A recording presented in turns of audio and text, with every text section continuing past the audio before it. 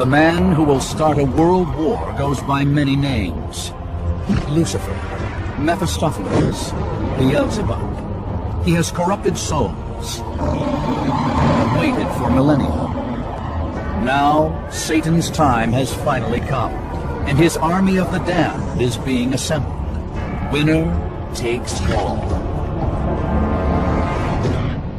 For thousands of years, prophets around the world have predicted the end of days. More than one suggests the apocalypse is fast approaching.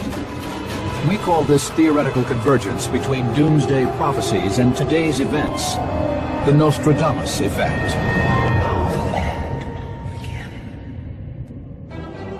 Does the devil really exist? More than 70% of all Americans believe that he does, and 1/3 of them fear his power will ultimately consume the world. Biblical prophecies predict that Satan will seize power in what is known as the end times. The ancient texts describe how he will amass an army of evil whose sole purpose is to destroy humankind. These prophecies suggest Satan will seduce millions into following him and ultimately bring about the end of the world. Some say that today's unrest is a sign that Satan's army has begun to assemble. Rising violence, not just between nations, but within societies all over the world, is one of the greatest signs, perhaps the greatest, that we're at the very end of the age, and it will grow much worse. The scripture says the whole world lies in the lap of the evil one. Does Satan actually exist? Is he possibly orchestrating our demise? Do other ancient cultures suggest similar evil figures, tempting us to commit wrongful acts? And could Satan, in one of his many guises, assemble an army of lost souls at the biblical Armageddon, a place where the world as we know it ends in annihilation?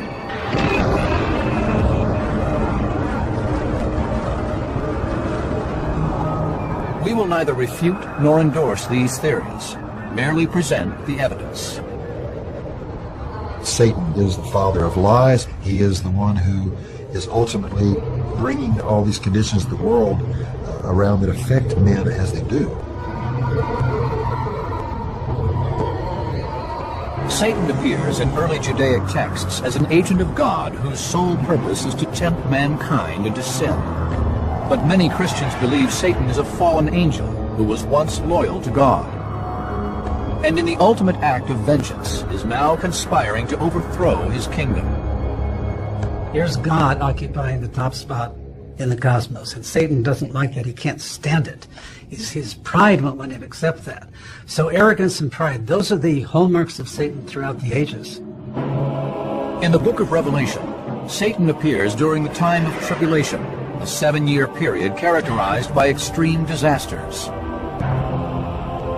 At the end of this biblical time period, Satan returns to earth to recruit corrupt souls for an army that will confront God.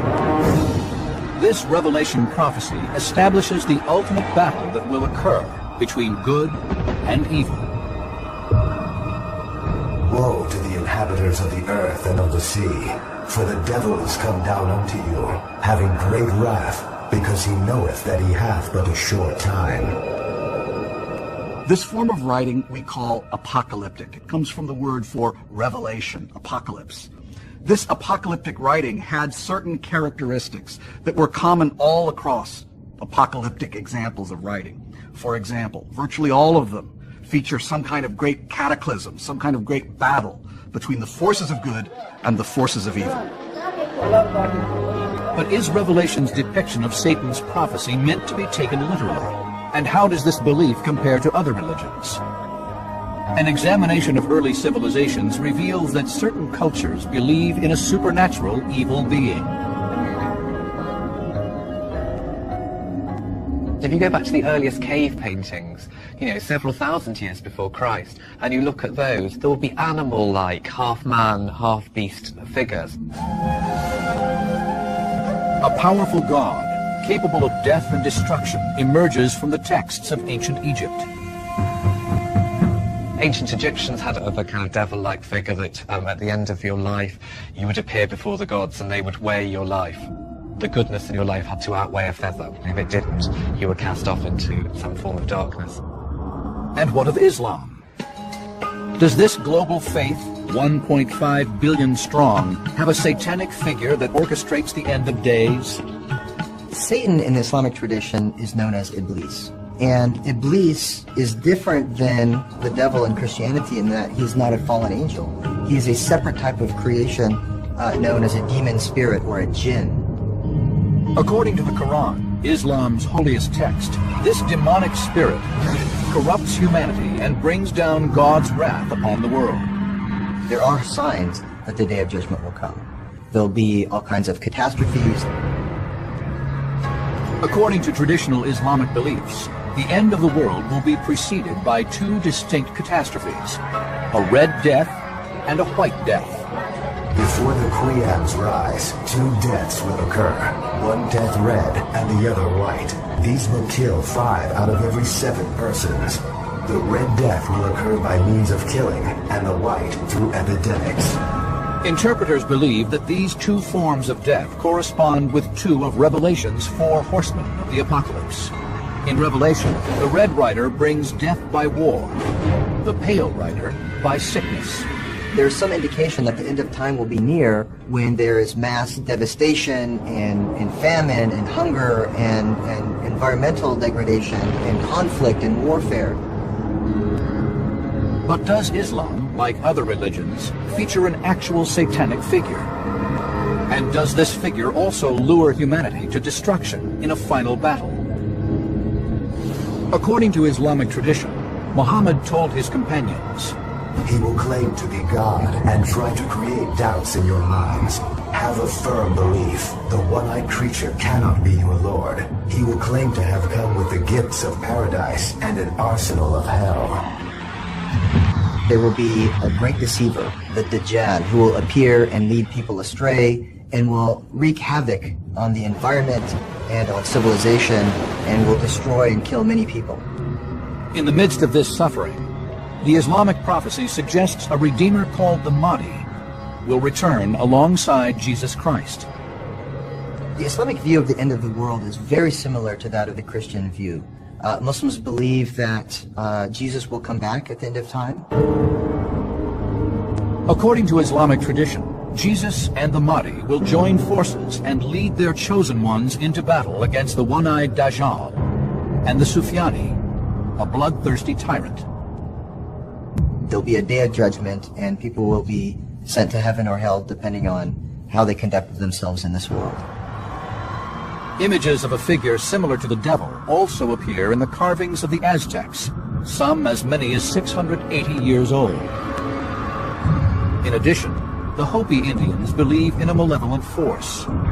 They imagine this force not in human form, but as a fog that rises from the earth to dilute the hearts and minds of people. Like Satan, the fog is prophesied to bring about complete destruction, which the Hopi call the Day of Purification. The Hopi had 5 worlds. We're moving from the 4th into a 5th. And they predicted it would be a time of unrest and chaos and disorder. And I think, again, if you look at the news, we're seeing that.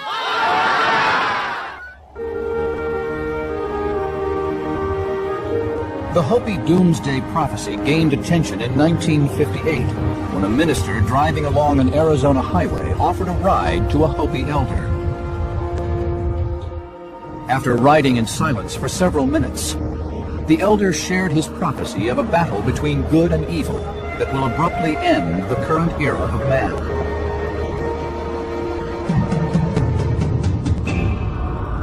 The world shall rock to and fro. The white man will battle against other people in other lands with those who possess the first light of wisdom. There will be many columns of smoke and fire, will cause disease and a great dying. Some interpreters of the Hopi prophecy say the white man could refer to Western nations, and that those who possess the first light of wisdom may refer to the world's earliest civilization in Mesopotamia, now the site of Iraq. But there was more to the Hopi prophecy. You will hear of the sea turning black, and many living things died because of it. They also predicted that there would be an astronomical event. You will hear of a dwelling place in the heavens that shall fall with a great crash. It will appear as a blue star. Now, we don't know exactly what year they were referring to. They were not that specific, but they did also say that at this time of chaos, what would follow would be the return of the Great White Brother, union, harmony, similar to the New Testament Revelation, where, hell would be followed by heaven. Both the Hopi prophecy and the Bible suggest that man's demise will be triggered by God's effort to purge the world of evil. For many, the similarities between the prophecies of Islam, the Hopi, and Christianity are more than coincidence. Some believe they are evidence that one supernatural figure of evil exists to lead the world toward a final cataclysm. A cataclysm that may take place here, in the very heart of the Holy Land.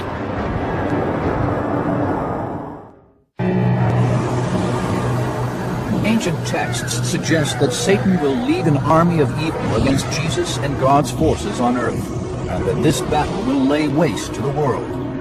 If so, that final battle, according to biblical prophecy, may take place here, Jerusalem, Israel. For millions, it is the world's holiest city.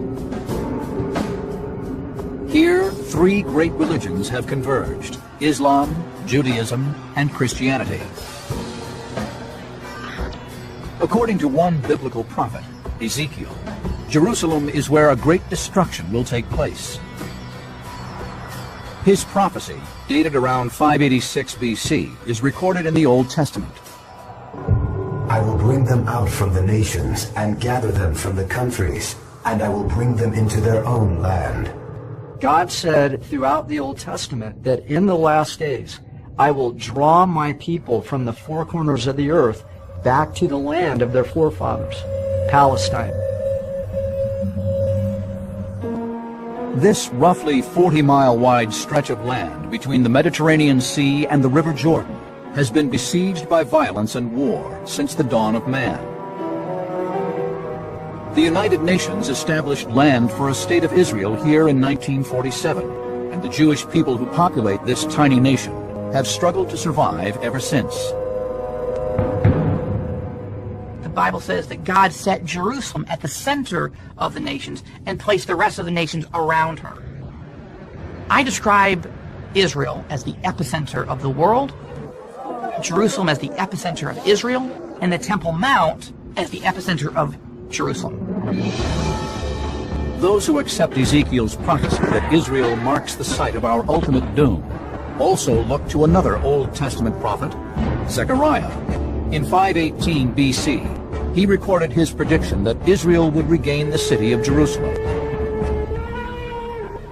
On that day, the Lord will shield those who live in Jerusalem, so that the feeblest among them will be like David, and the house of David will be like God. Israel captured East Jerusalem in 1967 in what has come to be known as the Six-Day War. Some believe this pivotal event precipitates the beginning of the end, one step closer to Satan's reign on earth. A third biblical prophecy offers yet another sign of the end times. It is from the book of Daniel, written over 2,000 years ago. In the days of these kings shall the God of heaven set up a kingdom which shall never be destroyed. Some Bible scholars interpret this to mean Christ would return during the time of the Roman Empire to defeat Satan. But that vast empire collapsed over 1,500 years ago.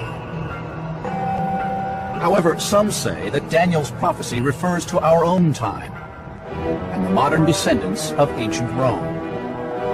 They point out that in 1993, nations and kingdoms that were once part of the Roman Empire reassembled into the European Union. The EU now consists of 27 member states across the European continent. The European Union and other nations around the world are trying to pressure Israel to give up more and more land to the Palestinians there, particularly the West Bank. Do believers see this pressure by the European Union on Israel leading to Satan's battle at Armageddon, or is it merely coincidence? According to the Gospel of Matthew, Jesus told his disciples of several more signs of end times. For nation will rise against nation, and kingdom against kingdom. Christ said you will hear of wars and rumors of wars.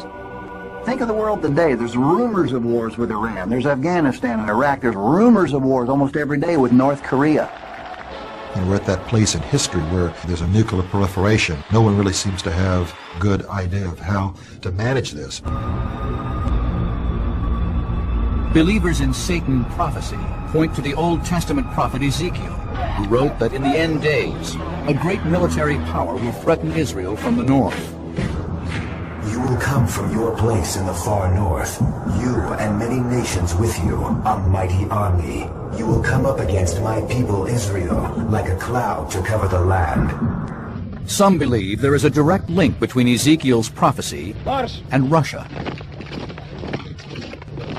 Just because Russia has, in fact, started to form a very dramatic military and political and economic alliance with Iran, just because Israel has been reborn as a country, Jews have poured back into the Holy Land, just because a leader of Iran is saying we will wipe Israel off the map, doesn't necessarily mean that these dramatic, apocalyptic Bible prophecies come true in our lifetime.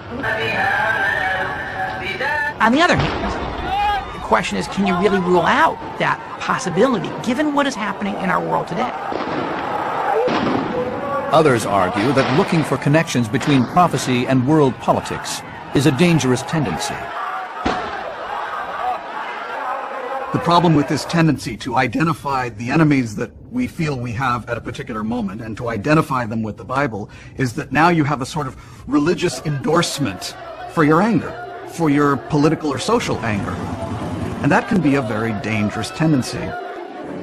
Some Christians suggest Satan's presence in the end times may also be seen in the most controversial book of the New Testament, Revelation.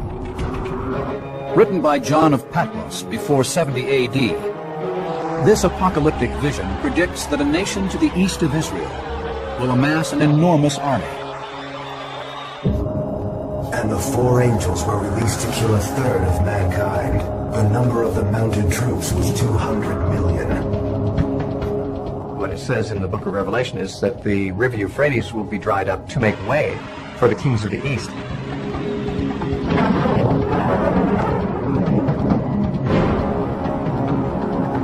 Assuming he exists, how will Satan gain such power? There are those today who worship Satan openly. But are these modern pagans really soldiers in Satan's army, leading us to annihilation?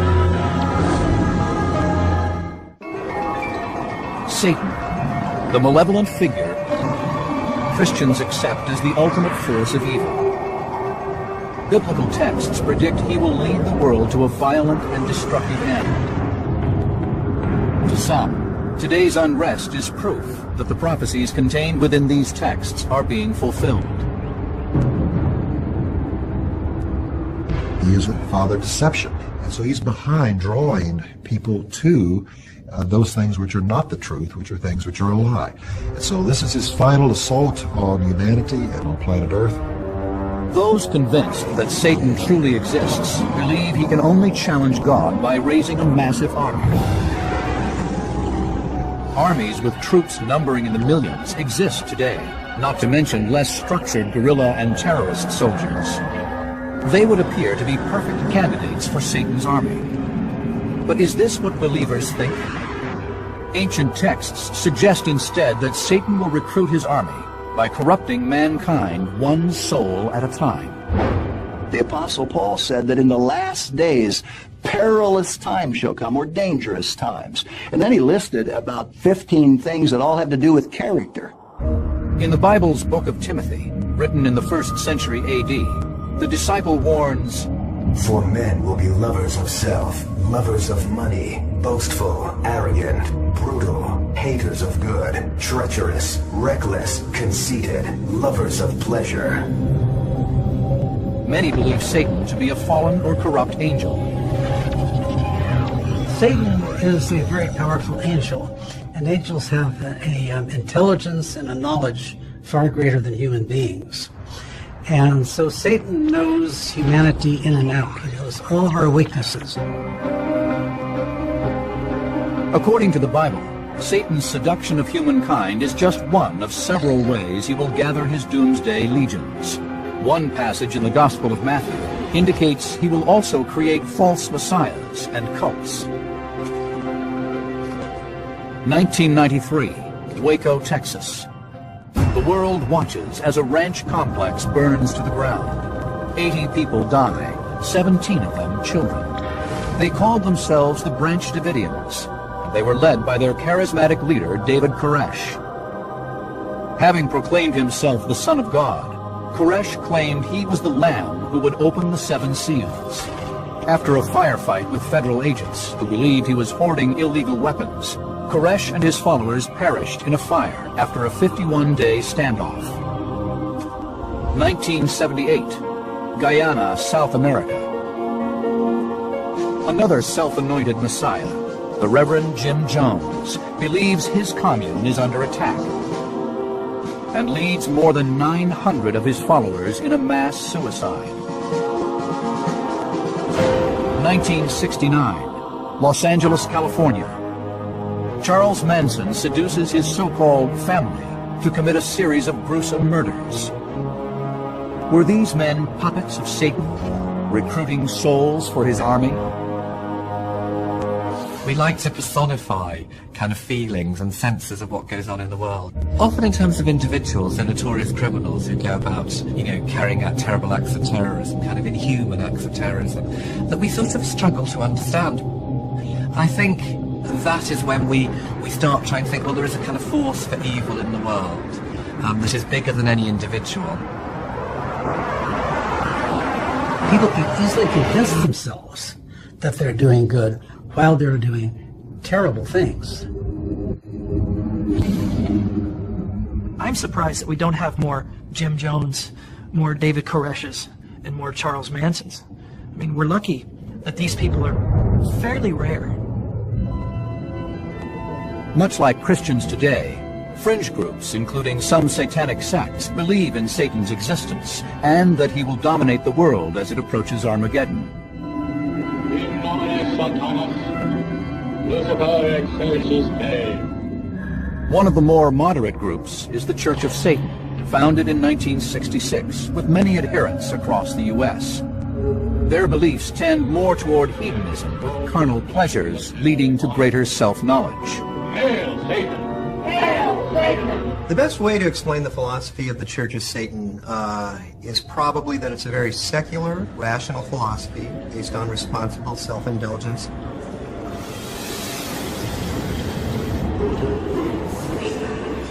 Its core is certainly atheism. There's no faith in it. There's no God. It's all based on human nature and real human behavior. But Christian believers counter that in the end of days, Satan will exact a high price from those he seduces, enslavement in his army of evil. Some also believe that those whom Satan cannot seduce, he will control by demonic possession. In my own evaluation of cases or alleged cases of demonic possession, at some point always there is a willingness of the person to allow the evil to enter in. He or she gets lost in that darkness. Demonic possession is real. It's one of the proofs, by the way, perhaps one of the greatest proofs for those who've experienced it, that demons are real, that the devil is real.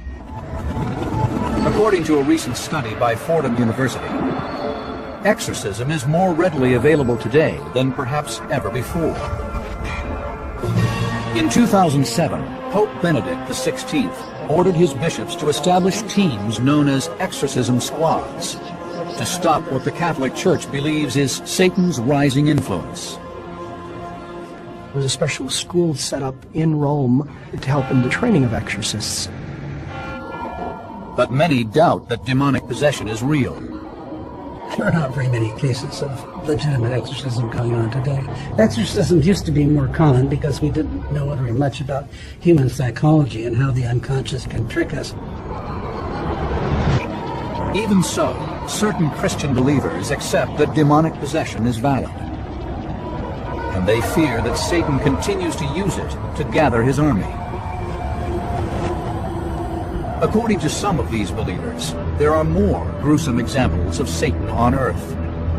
They point to the rise in cases of ethnic cleansing, a euphemism for the persecution or massacre of a select population.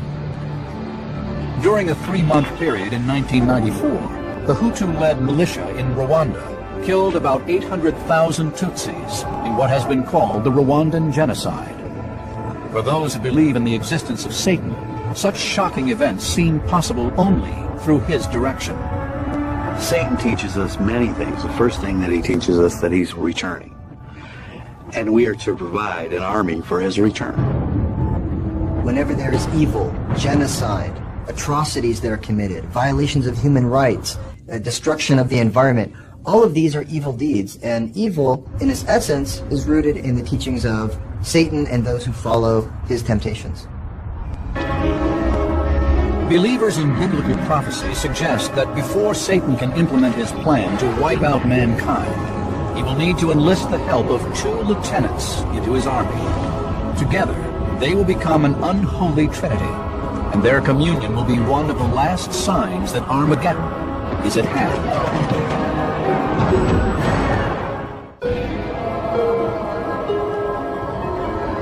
The most evil figure in the Bible is believed by many to be amassing an army at this very moment. His name is Satan. His plan is to fulfill the prophecy in Revelation that says he will challenge God at the end of time. But before his army can attack, signs must be revealed, and events must fall like dominoes, leading to a final confrontation, a poisoned landscape, calamitous events, and the arrival of 2 monsters, the Antichrist and the false prophet, are a few of the signs that Satan's army is assembling. But is there any evidence of these prophecies coming to pass? Is global warming the work of Satan? Is globalization the work of Satan? Is terrorism the work of Satan? That might be true. The atomic weapons, are they the work of Satan? Of course, there are all those things today, but there always have been. There always have been wars and plagues and famines. So I don't see any reason myself to suppose that any particular thing today is the work of Satan. Certainly there have always been problems in every age, but it's an intensifying of problems. Those are the 2 key elements, greater in intensity and greater in number. And no one seems to be able to figure out what to do about it. Further examination into the book of Revelation may provide clues on how Satan may lead mankind into Armageddon. It says Satan will bring to power 2 key allies, both men, the Antichrist and a false prophet. The text describes how these figures will help Satan deceive humanity and lead the world to annihilation. According to Revelation, Satan's plan begins when the Antichrist is first introduced onto the world stage. And behold, a white horse, and its rider has a bow, and a crown was given to him, and he went out conquering and to conquer. According to some biblical experts, the Antichrist, the first of the notorious 4 horsemen of the apocalypse, will falsely claim to bring peace. It's going to be the peace that will destroy many. It says it will be made and confirmed by the one called Antichrist. Labeling people the Antichrist, the whole concept smacks of somebody having an ulterior motive, and that is to demonize and caricature somebody. That being said, we can't discount altogether those voices that see it as something real. Revelation describes how the Antichrist begins to consolidate his power. And he was given authority over every tribe, people, language, and nation. He is going to stir up such international problems that people will be looking for some kind of savior, some kind of messiah, somebody who will step into the scene politically, who will be able to solve the problems of the world. He'll bring war, he'll bring problems, but he will bring a sense of unification. Nostradamus, a renowned 16th century seer, also wrote of an Antichrist. In one quatrain written in 1555, Nostradamus seems to be describing the same Antichrist depicted in Revelation. One who the infernal gods of Hannibal will cause to be reborn, terror of all mankind. Never more horror, nor the newspapers tell of worse in the past, than will come to the Romans through Babel. Babel is the ancient name for Iraq. Iraq comes up as Mesopotamia, where a crusading army goes and loses a war. Who did Hannibal worship?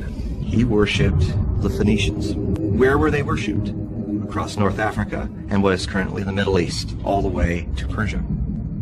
That means Lebanon, Israel, Syria, Iraq. To some, this suggests the Antichrist will come from the Middle East. One who the infernal gods of Hannibal will cause to be reborn. The Antichrist is probably here. And this man may not even know he is the Antichrist. Christians have to consider the reality of a possible Antichrist. However, we have to keep in mind we're dealing with apocalyptic literature. What they're trying to express is a feeling, a sentiment. And they're speaking through imagery. It's analogy, it's symbol, it's metaphor. Even so, the ancient text of Revelation suggests another puppet of Satan must appear to prepare the way for Armageddon. The Bible calls this second evil emissary the false prophet.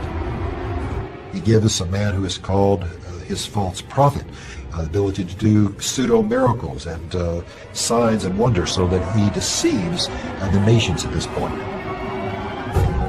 The description bears a superficial resemblance to some modern-day preachers, but with a key difference. Revelation describes that by performing a miracle, the false prophet will trick the world into worshiping the Antichrist, whom the text also calls the beast. And he had power to give life unto the image of the beast, and cause that as many as would not worship the image of the beast should be killed. Revelation also says the false prophet will employ awesome powers. And he performed great and miraculous signs, even causing fire to come down from heaven to earth in full view of men. He's able to call fire down from heaven. That's not something your everyday ordinary prophet can do. It has to be a venerated, respected religious figure that everybody would not suspect as being someone who could be a person of darkness or great evil. According to Revelation, the false prophet will command everyone to take the mark of the beast. He also forced everyone, small and great, rich and poor, free and slave, to receive a mark on his right hand or on his forehead, so that no one could buy or sell unless he had the mark, which is the name of the beast or the number of his name. Some interpreters who understand the Bible literally believe this scenario could be played out today using current technology. Barcodes, first implemented in grocery stores in the 1970s, are now used to track a host of items, including household pets and cattle. Could this tracking technology also be applied to human beings?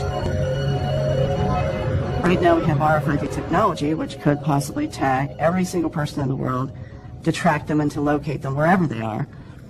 And we also see other technologies that might come about, such as nanotechnology, that could possibly form some of these Bible prophecies as well. But others have a different interpretation of the Bible.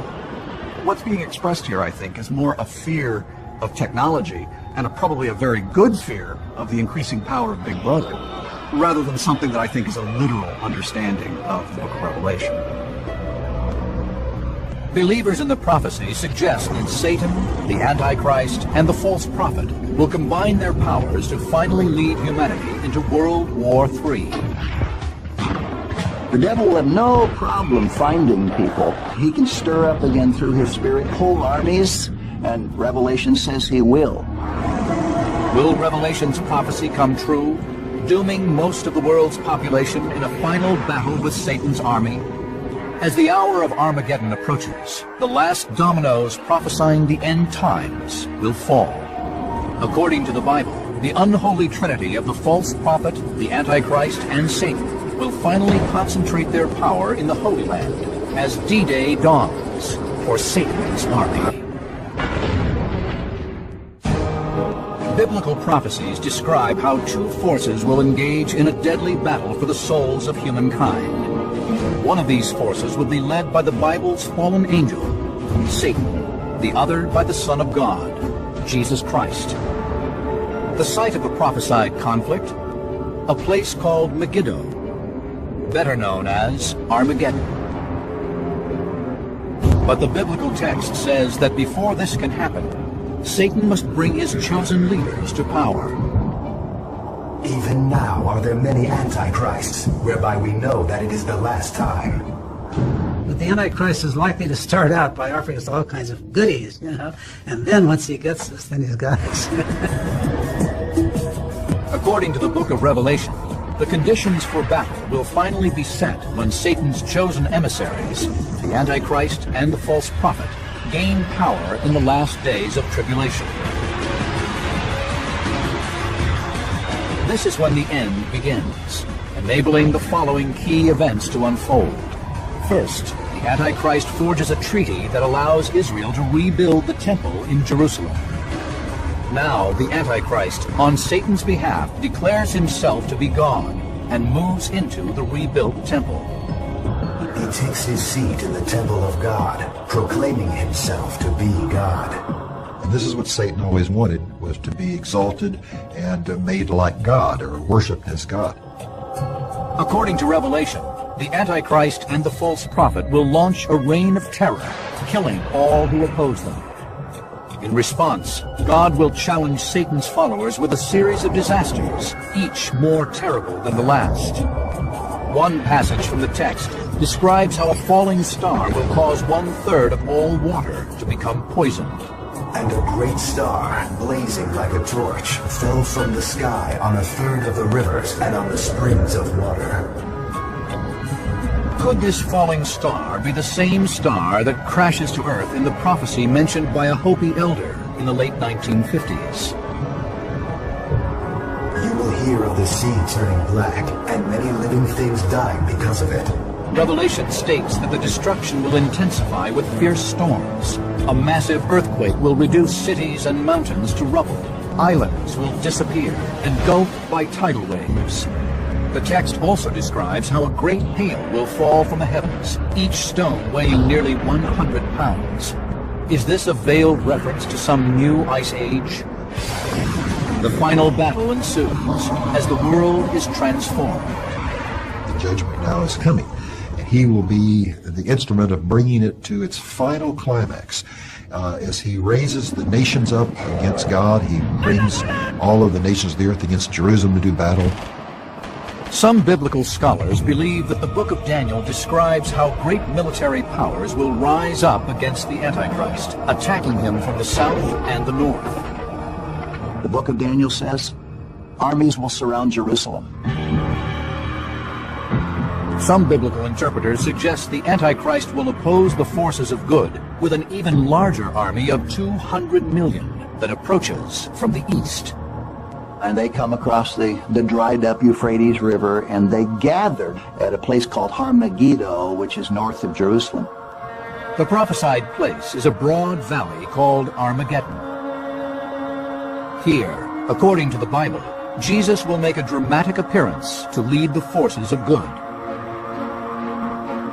Then shall the Lord go forth and fight against those nations, and it shall come to pass in that day that I will seek to destroy all the nations that come against Jerusalem. The final battle between good and evil begins.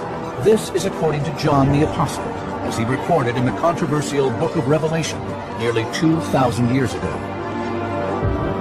And I saw an angel standing in the sun, and he cried with a loud voice, saying to all the fowls that fly in the midst of heaven, Come and gather yourselves together unto the supper of the great God, that ye may eat the flesh of kings, and the flesh of captains, and the flesh of mighty men. Revelation provides no details of the prophesied battle, only that Christ and his army are victorious. But some believe the Old Testament prophet Zechariah foresaw the grim aftermath.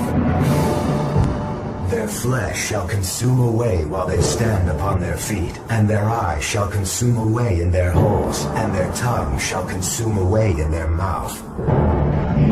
Christ literally dissolves them where they stand. It's a horrific picture in Zechariah 14 of what Christ will do to that great army, and the blood that will flow is quite a picture. Revelation says the Antichrist and false prophet will be destroyed, and that Satan will be chained and imprisoned, ultimately powerless.